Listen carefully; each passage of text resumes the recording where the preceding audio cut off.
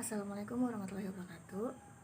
Hello guys, today I will answer several questions related to the English for job hunting final exam. So I do this video to fulfill my final exam of English for job hunting. Okay, so the first question: what motivated you to get a job, and what do you do to realize that motivation? Firstly, I want to say that I am a human being and I have my own necessities of life. This is the basic motivation for me to get a job. And then, what I do to realize that motivation? Honestly, I already work when I have just graduated from senior high school till now. But I will flashback.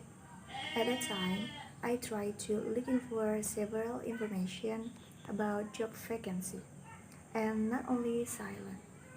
It turns out my neighbor has just resigned from one of the motorcycle spare parts shop, so she suggested me to apply my cover letter to that shop. Next, without thinking out loud, I applied at that shop and I received. And I already worked at that shop for about 4 years, even towards 5 years. Besides that, in my deep heart, I really need to be an English teacher because a little bit more I will finish my study as an English education student. So, I didn't want to make it useless. Perhaps teacher is not my main job, but I really didn't want to leave my English skill behind. So, the second question is, what are the strengths that support your role as a job applicant? Explain your reasons and give an example.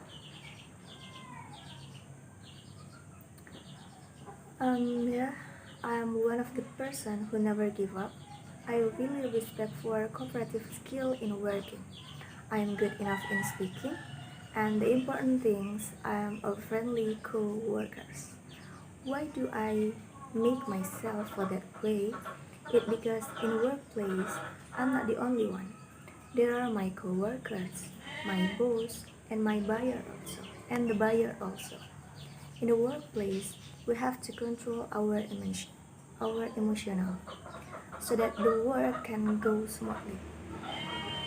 For example, if there are some goods or things that come in, so here the cooperative is needed. Some workers check the goods and some are selling. It's simple, but if I'm not used to working together, the problems will arise. So, the third question is, what difficulties did you face when working with your colleagues? Were there any rejections or failures that you faced in situations where you asked to cooperate? How would you respond in that situation?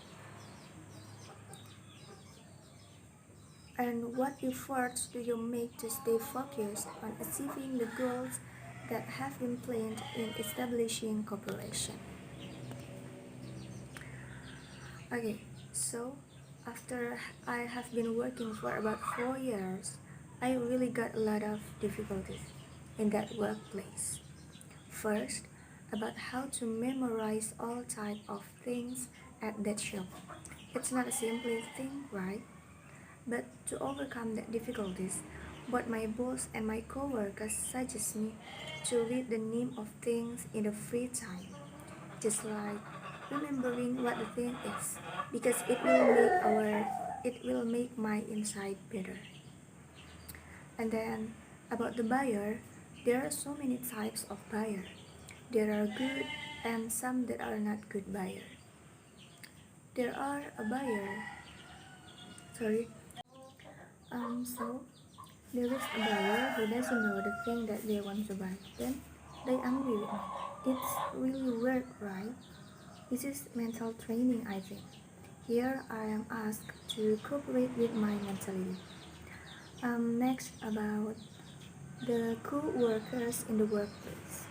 I'm sure it's impossible if there's not a problem between the co-workers.